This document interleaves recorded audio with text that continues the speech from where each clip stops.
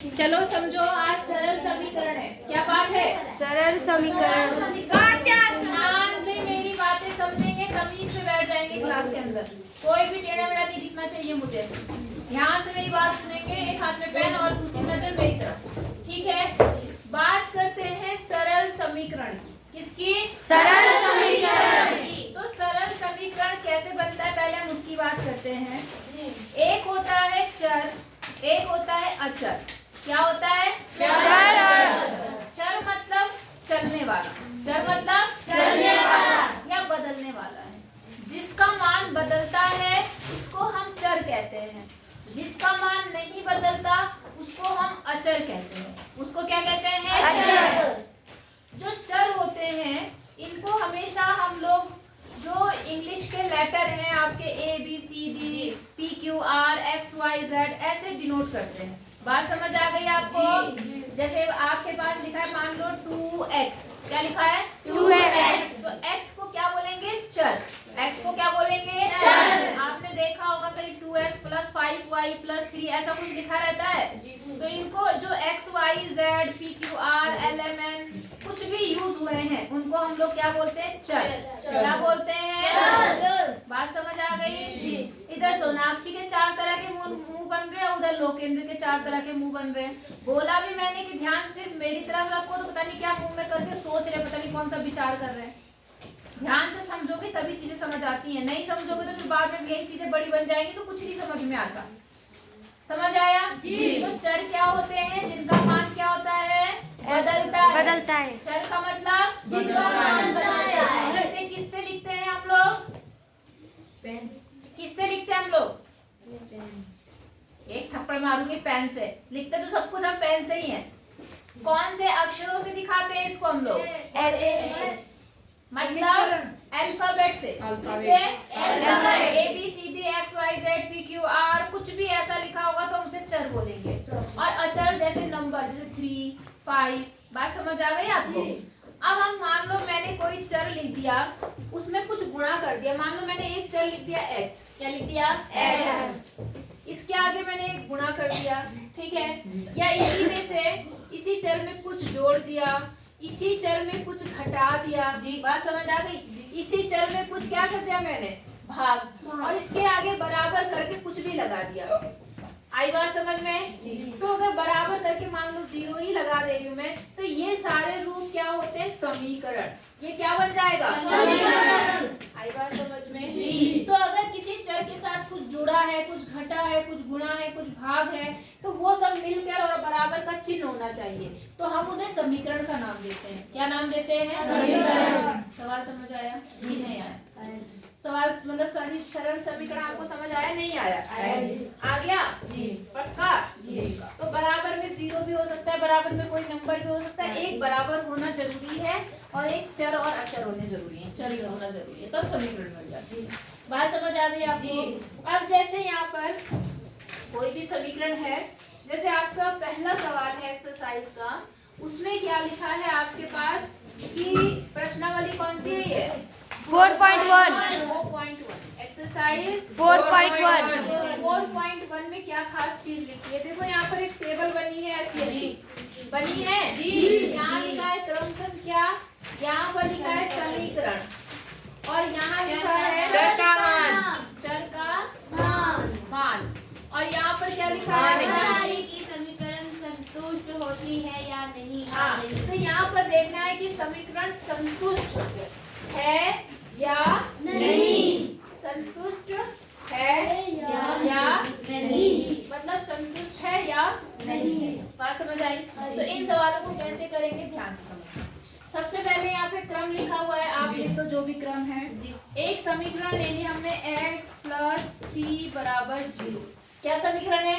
x + 3 = 0। और ये जो x है, ये चर, उस चर का मान दे दिया इन्होंने। x बराबर कितना दे दिया? 3। अब इन्होंने बताना है आपको कि ये जो x का मान 3 दिया है वो इस समीकरण का हल है या नहीं, या समीकरण को संतुष्ट कर रहा है या नहीं। नहीं। कैसे पता? बताओ, पहले पढ़ा था मैंने? तो कैसे पता कि नहीं कर रहा है? किताब में लिखा होगा तुमने? नहीं जी, इन्होंने चलो सुनो मेरी बात, कैसे होता है। ऐसे नहीं बोलना है, पहले करना पड़ता है। अब क्या करना पड़ता है, जो चर का मान दिया है, लोकेंद्र खड़ा हो जा।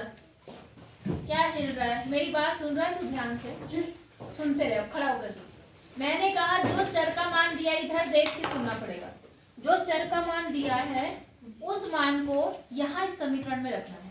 अगर दोनों साइड बराबर चीज आ गई तो आपका संतुष्ट हो रहा है, और अगर बराबर नहीं आया तो संतुष्ट नहीं हो रहा। अब देखो, जैसे मैंने समीकरण ले ली, समीकरण क्या है, x प्लस 3 बराबर 0 और x का मान कितना रखना है? नीरज समझ लो, लिखने का काम बाद में हो जाएगा। x की जगह पर कितना रखना है? 3। तो जहाँ इस समीकरण में x लिख रहा है वहाँ पे क्या रख देंगे? 3। तो देखो यहाँ x की जगह पे मैंने क्या रख दिया? 3। फिर प्लस 3 बराबर 6। समझ गए? 3 और 3 कितना आया? 6। और यहाँ कितना है? 0। क्या 6 0 के बराबर है? नहीं है। तो इसका मतलब समीकरण संतुष्ट नहीं है। समझ आई बात? तो यहाँ पर समीकरण संतुष्ट नहीं है। तो यहाँ पर आप क्या करेंगे, रफ में ये सॉल्यूशन भी करके दिखाएंगे। आई बात समझ में? केवल हाँ या नहीं लिखेंगे, पहले सारे सवालों को सॉल्व करेंगे, उसके बाद यहाँ पे टेबल बना के हाँ और नहीं लिखेंगे। वरना आप क्या करते हो, नकल मारते हो और सीधे हाँ नहीं कर दोगे, तो पूरा सॉल्व करोगे। समझ आया नहीं आया? आ गया। अब जैसे मैं एक और क्वेश्चन ले लेती हूँ, इसमें जो 10 नंबर पे सवाल है वो कितना है, देखो m/3 बराबर कितना लिखा है यहाँ पर, ये समीकरण है। और m का मान कितना लेना है? 6 या -6? -6 ना, कौन सा सवाल है? m/3 बराबर 2। m का मान यहाँ पर कितना है? 0 है। m का मान कितना है? 0। अब आप क्या काम करेंगे, देखो m/2 बराबर कितना है? 2 है ना वहाँ पर, पहले ये समीकरण लिया। अब m की जगह पर कितना रखना है? 2।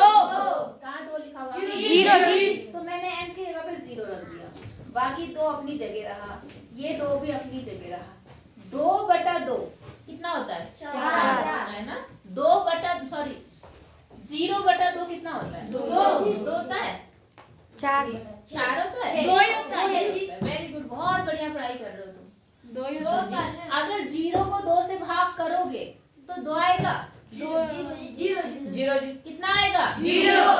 अगर ऊपर 0 है, नीचे कोई भी संख्या है, तो आंसर कितना आएगा? 0। नहीं आई बात समझ में? तो 0 में भाग करने से भी 0 होता है, 0 से गुणा करने में भी क्या होता है? 0। अब देखो यहाँ पर कितना है? 2। तो क्या 0 2 के बराबर है? नहीं। तो समीकरण संतुष्ट नहीं होगा। नहीं। समझ आई बात? आप बताओ कितनों को समझ में आएगी बात? कर लेंगे? पक्का बताना, झूठ मत बोलना। कर लेंगे? तो इसको उतारो, उसके बाद में फिर हम लोग अगला सवाल देखते हैं। किसी को कोई दिक्कत? हाँ तो करो, फिर बताती हूँ। है जी? ठीक है। तो देखो ध्यान से समझना, क्या बोल रहा है, जांच कीजिए कि कोष्ठकों में दिए गए मान दिए हुए संगत समीकरण के हल है या नहीं। हल होना या संतुष्ट होना एक ही बात है। बात समझ आ गई? हल होना या संतुष्ट होना क्या है? एक ही बात। अब जैसे मैं कोई भी एक सवाल ले लेती हूँ, मान लो पहले ही सवाल ले लिया मैंने, ठीक है। इसमें देखो यहाँ पर क्या है, n+5 बराबर कितना है? 19। और कोष्ठक मतलब ब्रैकेट में क्या किया हुआ है? n बराबर 1। n बराबर 1। तो जैसे वो सारणी थी वही सेम काम यहाँ करना है। क्या करना है, ये देखो n का मान दिया है, इसका मान दिया है n। ज्ञानशु इधर देखो, n का मान दिया है जी। तो आप क्या काम करो, चाहे लेफ्ट और राइट साइड लेके कर लो, ज्यादा अच्छा है। पहले ले लो लेफ्ट हैंड साइड। क्या ले लिया हमने? लेफ्ट हैंड साइड मतलब इधर वाले को LHS बोलते हैं, इधर वाले को RHS बोलते हैं, ठीक है। तो आपने क्या लिया यहाँ पर? n+5। मैंने क्या लिखा यहाँ पर? LHS लेफ्ट हैंड साइड मतलब मैंने केवल लेफ्ट वाला ले लिया जी। अब इसमें क्या करा हमने, n की जगह पर कितना रखना है? क्या रखना है n की जगह? 0। क्यों 0 रखना? 1। तो मैंने n की जगह क्या रख दिया? 1। और जो अपनी जगह है बाकी सब वैसे रखा, ये अपनी जगह, ये अपनी जगह। कोई बात जो ना समझ आ रही हो? आ रही है जी। अब 1 और 5 मिलके कितना बनेगा? 6। और RHS कितना है? RHS कितना दिया हुआ है? 19 दिया है कि नहीं दिया? दिया है। तो क्या जो LHS था और जो RHS है दोनों बराबर है? नहीं। तो आप लिखेंगे LSH, चूंकि left hand side not equal to right hand side. समझ आई बात आपको? जी। क्या समझ आया? ये वाला इसके बराबर नहीं है। ये इसके बराबर नहीं है। लिखने का तरीका, ठीक है? जी। LHS not equal to right मतलब RHS, तो हम क्या लिखेंगे? अतः n बराबर 1। क्या लिखेंगे? n बराबर 1 समीकरण का हल नहीं है। समीकरण का नहीं का हल नहीं है। नहीं है। सवाल समझ आया नहीं आया? है। अगर ये दोनों चीजें बराबर होती, अगर दोनों चीजें क्या होती? बराबर। तो हम कहते हैं कि ये समीकरण का हल है। सवाल समझ आया नहीं आया? एक सवाल और ले लेती हूँ। ई वाला ले लो या कोई और लो? ई वाला ले लेती हूँ। हाँ जी। क्या है? वही बात है, चाहे ई ले लो चाहे डी ले लो। यहाँ लिखा है देखो 4p। क्या लिखा है? 4p माइनस थ्री बराबर ब्रैकेट में कितना है? ये है ना, मतलब p की जगह पर कितना रखना है? 4 की -4। चिन्हों को क्यों भूल जाते हो? चिन्ह बहुत स्पेशल होते हैं, उन्हें नहीं भूलना है। तो पहले मैंने ले लिया LHS। क्या ले लिया?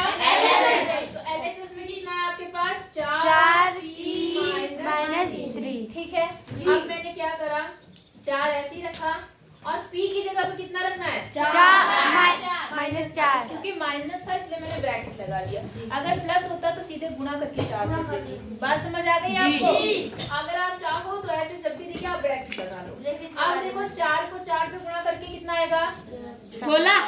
प्लस का माइनस का? माइनस। माइनस, क्योंकि एक प्लस एक माइनस है तो क्या आएगा? माइनस।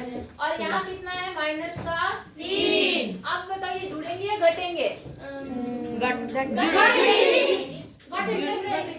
जुड़ेंगे। सारा भूल गया, जुड़ेंगे। क्या हो गए? जुड़ेंगे। तो जोड़ के कितना आएगा?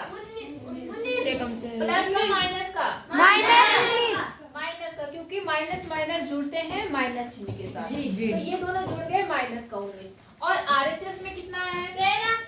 13। तो क्या 19 13 के -19 13 के बराबर है? नहीं। तो हम लिखेंगे चूंकि ये 2 बिंदी ऊपर 1 बिंदी नीचे का मतलब होता है चूंकि। क्या होता है? चूंकि। आप लिखेंगे LHS not equal to RHS therefore, मतलब इसलिए। ये 1 बिंदी ऊपर 2 बिंदी नीचे का मतलब होता है इसलिए। ये गणित की भाषा है, ये सीखो। 2 बिंदी ऊपर होती है 1 बिंदी नीचे तो बोलते हैं चूंकि। क्या बोलते हैं? चूंकि। और 1 बिंदी ऊपर 2 बिंदी नीचे मतलब इसलिए। इसलिए। समझ गए?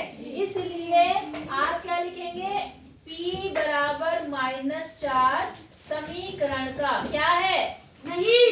हाँ, समीकरण का नहीं है। क्या नहीं है? हल। मतलब सॉल्यूशन नहीं है। बोलो, बात समझ आई या नहीं आई? आई जी। पक्का? तो इसको उतार लो और फिर मुझे सवाल करके दिखाओ, फिर आगे बढ़ो।